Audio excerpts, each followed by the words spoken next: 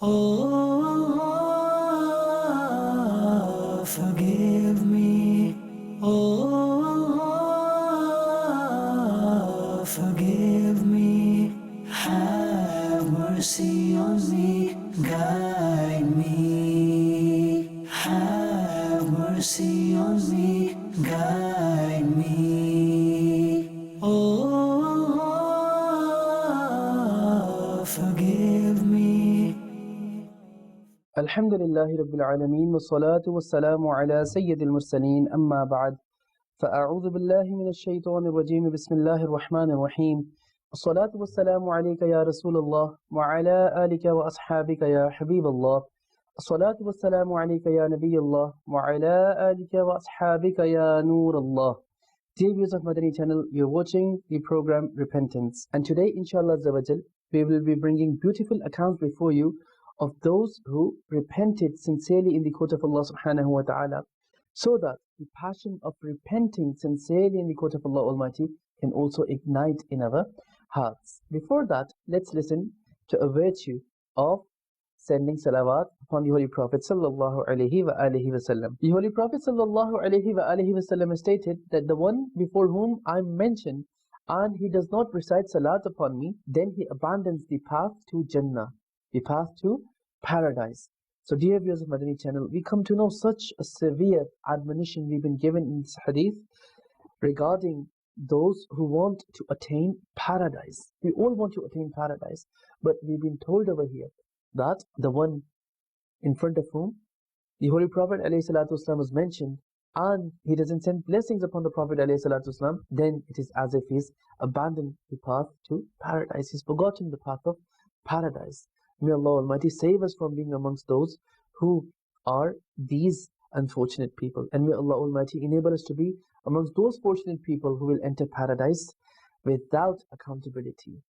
Sallu ala al-Habib, sallallahu ta'ala ala Muhammad, sallallahu alayhi wa alihi wa sallam. Today, the viewers of Madani Channel, we will be talking about a few accounts of those who repented wholeheartedly in the court of Allah subhanahu wa ta'ala, and their ranks were elevated and they became our guides. And one of the intentions that we can add before listening to these accounts, and that I can make before I deliver these accounts, is that inshallah I'll also develop a passion to repent in the court of Allah subhanahu wa ta'ala, learning from these accounts, as this is very, very important for us. There's one account before me that once a Bedouin, he came in the court of the Holy Prophet sallallahu alaihi wasallam, and he said that, O Messenger of Allah sallallahu alaihi wasallam, I have many sins, countless sins. Can my repentance be accepted in the court of Allah subhanahu wa ta'ala? To which the beloved Prophet sallallahu alaihi wasallam said, why not? And then he again asked that, when I was committing those sins, was Allah Almighty watching me? To which the Holy Prophet sallallahu alaihi wasallam said that yes, Allah Almighty has been watching everything. Listening to this, that Bedouin, he let out a loud scream and he fell on the ground. And as he fell on the ground, his soul left his body. He passed away. You can imagine that what would be the state of his remorse and regret over the sin that he committed. He came in the court of the Prophet ﷺ, and the Holy Prophet ﷺ reassured him that your repentance will be accepted. You need to repent in the court of Allah subhanahu wa ta'ala. But look at the fear of Allah Almighty that he had in his heart, that as soon as he came to know that Allah Almighty was also watching me as I was committing the sin, that very individual, he passed away. He passed away because of having the fear of Allah subhanahu wa ta'ala. What is our state? Don't we think the same? That Allah subhanahu wa ta'ala is watching us? We cannot escape from Allah subhanahu wa ta'ala? Never, ever can it be the case that we can hide from Allah subhanahu wa ta'ala. We've been committing sins day in, day out, yet we do not fear Allah subhanahu wa ta'ala. Allah is always watching us. Engrave this in your minds. Allah is always watching us, whether day, whether night, whether in front of everyone, whether behind closed doors. We can never hide from Allah Almighty. Allah is always watching us. There's another beautiful account before me, which is regarding the repentance of a singer. And this account also tells us that repentance is something which elevates a sinner to such a rank that he also becomes the Imam of the time, Imam of the coming generations. As once Sayyidina Abdullah bin Mas'ud radiallahu ta'ala anhu, the acclaimed and illustrious companion of the Holy Prophet alayhi salatu wasalam, he was roaming around the vicinities of Kufa, and he passed by a group of sinners, some people who were indulged in committing sins. They were drinking alcohol, and they were singing and committing other sins. And there was a singer amongst them who was called Zazan, and he was singing in a very beautiful, melodious voice. Now, listening to him, Sayyidina Abdullah bin Mas'ud radiallahu ta'ala anhu, he said that, what a beautiful voice he has, how melodious his voice is, only if it was used in reciting the Quran. Now look at the mindset of the companion of the Prophet ﷺ, that he is not hating the sinner, he is hating the sin. And what is his eagerness? What is he wishing for? That this attribute of his, the beautiful voice that he has, only if that was used for reciting the Quran. Now saying this, he radiallahu ta'ala anhu, he placed his shawl over his head and he left from there. After, when Zazan, he looked at him, then he asked the other people that, who is he? Then people told him that he is the companion of the Prophet, Sayyidina Abdullah bin Mas'ud radiallahu ta'ala anhu. Then he asked them that, what did he say? And then they said that, he said that, how sweet his voice is, only if it was used to recite the Holy Quran.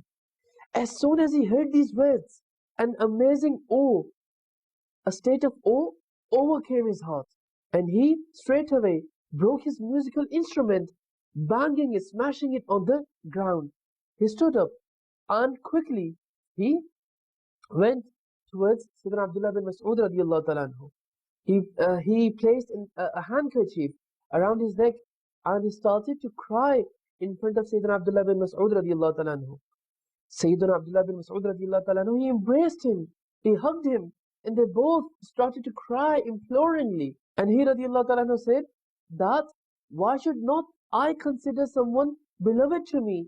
Why should I not hold someone beloved to me who has been held beloved by Allah subhanahu wa ta'ala? Why shouldn't I hold him beloved who is beloved by Allah subhanahu wa ta'ala?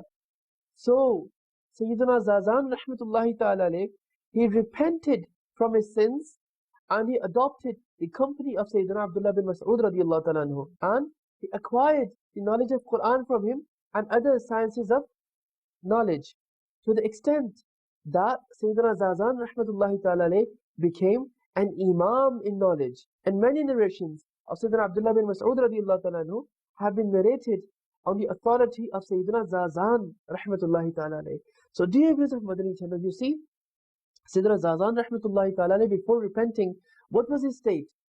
He was amongst singers. He was amongst those who were committing sins openly. It was the awe-inspiring individual efforts of Sayyidina Abdullah bin Mas'ud radiallahu ta'ala anhu that became a means of his repentance. And Sayyidina Zazan rahmatullahi ta'ala alayh, his heart changed and he adopted the path of piety. He came in the court of Sayyidina Abdullah bin Mas'ud radiallahu ta'ala anhu, acquired the knowledge of Quran.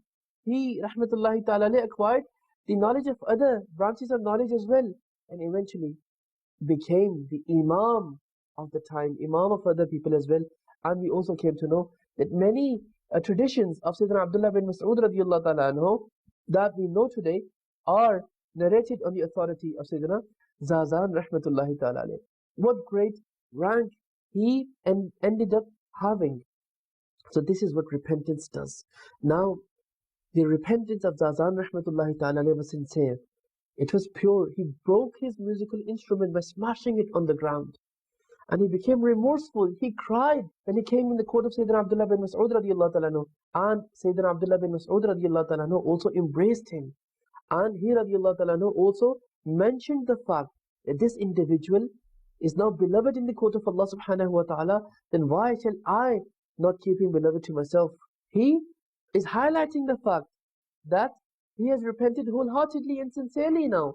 Allah subhanahu wa ta'ala has made him beloved to himself. Then why such an individual would not be beloved to me? So, Sayyidina Zazan rahmatullahi ta'ala from being a sinner, became such an individual that after whose name we say rahmatullahi ta'ala. Once he was a sinner, but now he became Imam. This is what repentance does. But all this happened after he repented. Repentance served as the foundational ground for all those excellences that he attained afterwards. Had he not repented, then of course those excellences would not have been achieved by him. All that happened because of his initial repentance. So we need to understand that repentance is that stepping stone that we need to climb in order to attain any kind of excellence or virtue. Without repentance, we cannot achieve any excellence. So the account of Sayyidina Zazan rahmatullahi ta'ala is in front of us. That all those excellences, they were attained after he stepped up that stepping stone of repentance. This is what repentance does. All the way from being a sinner, he became the Imam. He became the Imam in knowledge. And many narrations, traditions of Sayyidina Abdullah bin Mas'ud radiallahu ta'ala are narrated on the authority of Sayyidina Zazan rahmatullahi ta'ala. There's another beautiful account before me of an individual who was during the time of Sayyidina Umar bin Khattab radiallahu ta'ala, and he repented wholeheartedly and sincerely in the court of Allah subhanahu wa ta'ala for the sin that he was committing. And straight away, Allah subhanahu wa ta'ala accepted his repentance and saved him from the embarrassment that he was going to face in front of Amir al-Mu'mineen, Sayyidina Umar bin Khattab radiallahu ta'ala. What happened once was, Sayyidina Umar bin Khattab radiallahu ta'ala was passing by the streets of Medina. He was going through the streets of Medina, and there was a young man that was coming from in front of him. Now, he had hid a bottle under his clothes. And Sayyidina Umar bin Khattab radiallahu ta'ala asked him that, "Oh young man, what is under your clothes?" As in, what are you hiding under your clothes? What is that bottle? Now that bottle that he had hid under his clothes, that bottle was of wine. It was of alcohol. Now that person, he felt embarrassment in disclosing this fact to Sayyidina Umar bin Khattab radiallahu ta'ala, as he was very, very embarrassed in saying that this is a bottle of wine or alcohol. You can imagine it is Sayyidina Umar bin Khattab radiallahu ta'ala, Amirul Mu'mineen. He is amongst Shaykhain Kareeman. He is amongst Khulafai Rashideen. He is amongst Ashara Mubashara. He is someone who holds immensely highly elevated rank in the court of Allah subhanahu wa ta'ala. Now, having your sins exposed in front of such a personality, such a dignified personality, is something very, very embarrassing for an ordinary person. Now, this very young man, he felt embarrassment in disclosing the fact that what was actually in that bottle. So, he wholeheartedly repented in his heart and supplicated in his heart that, "Oh Allah, save me from this embarrassment in front of Sayyidina Umar bin Khattab radiallahu ta'ala, and do not disgrace me, do not humiliate me in front of him. Hide my sin in front of him. I will never consume alcohol. I will never drink alcohol after this." So that embarrassment, that feeling of remorse was sincere in the heart of that person. So now that person says to Sayyidina Umar bin Khattab radiallahu ta'ala that this bottle is of vinegar. There is vinegar in this bottle. Now Sayyidina Umar bin Khattab radiallahu ta'ala said that, "Show it to me. Show that bottle to me." And when he presented that bottle to Sayyidina Umar bin Khattab radiallahu ta'ala, then there was actually vinegar in it. This is what true repentance does, my dear Islamic brothers and the viewers of Madani Channel. That Allah subhanahu wa ta'ala saved him from being humiliated and disgraced in front of Sayyidina Umar bin Khattab radiallahu ta'ala. So if this is the reward that he had in this world, then imagine the ranks and elevation he will attain in the hereafter, and the reward that there will be in addition to this in the hereafter. Allah subhanahu wa ta'ala is the most merciful, is the most forgiving. And once a person repents wholeheartedly and sincerely, Allah subhanahu wa ta'ala forgives his all shortcomings, not only in this world, but also elevates his ranks in the hereafter. We heard the account of Sayyidina Zazan rahmatullahi ta'ala alayh, that he was a sinner, but then he ended up becoming the Imam of the time and Imam of the future generations as well. And there are many other accounts as well, where we come to know that many awliya of Allah subhanahu wa ta'ala, at once they were amongst sinners, but it was repentance that made them have all their sins wiped out and then attain the rank of excellence, and it excelled them to such an extent that they attained the rank of sainthood. Many awliya, many acclaimed awliya we see in the past, that who once were indulged in sins, but it was repentance that elevated their ranks and they became the chosen servants of Allah subhanahu wa ta'ala. So dear viewers of Madani Channel, what do we establish from all these accounts is that if we also want to attain anything, any rank, any elevation, any rewards in the hereafter, then repentance is that foundational step, serves as that foundational ground upon which we will attain all those excellences in this world and in the hereafter. Without having these foundations laid down, which in the shape of repentance, we cannot attain other excellences and other rewards in the hereafter. So, to summarize everything, to summarize this entire discussion of repentance, we can say that the ultimate goal of a Muslim is to attain salvation in the hereafter and to attain forgiveness from the court of Allah subhanahu wa ta'ala, to be forgiven by Allah subhanahu wa ta'ala and enter paradise without accountability. Now, to attain that salvation and that forgiveness of Allah subhanahu wa ta'ala, repenting wholeheartedly and sincerely will serve as the foundational grounds. So, we need to ensure that we repent wholeheartedly and sincerely in the court of Allah subhanahu wa ta'ala, ensuring that our repentance meets all the conditions and prerequisites of it, so that it can be deemed as a valid and sincere repentance. And then we need to ensure that we excel in our actions, in our piety, in our pious deeds, so that our actions not only make us deserving of attaining reward from the court of Allah subhanahu wa ta'ala, but that sincere repentance will also make us attain blessings and reward upon every sin as well, because that sin will be forgiven. And not only the sin will be forgiven, but there will be reward as well in addition to it in the hereafter. There is the glad tidings of palaces in the paradise for those who repent sincerely in the court of Allah subhanahu wa ta'ala. And Allah Almighty in the Holy Quran gives this glad tidings that those who repent sincerely, Allah subhanahu wa ta'ala accepts their repentance. Allah subhanahu wa ta'ala forgives them. So dear viewers of Madani Channel, if you want to be forgiven, if you want to attain salvation, then repentance is the first step, is the first stage towards which we need to come, ensuring that we meet all the criterions of repentance. Inshallah, once that is met, then further steps and further excellence, the stages of excellences will be easier for us to attain. We pray to Allah subhanahu wa ta'ala that may He Almighty enable us to understand that what true repentance is, and may He Almighty enable us to repent wholeheartedly and sincerely the way we are meant to. Ameen. Bijahin Nabiyil Ameen sallallahu alayhi wa alihi wa sallam. Sallu ala al-Habib sallallahu ta'ala ala Muhammad sallallahu alayhi wa alihi wa sallam. Oh, forgive me. Oh, forgive me. Have mercy on me. Guide me. Have mercy on me. Guide me. Oh, forgive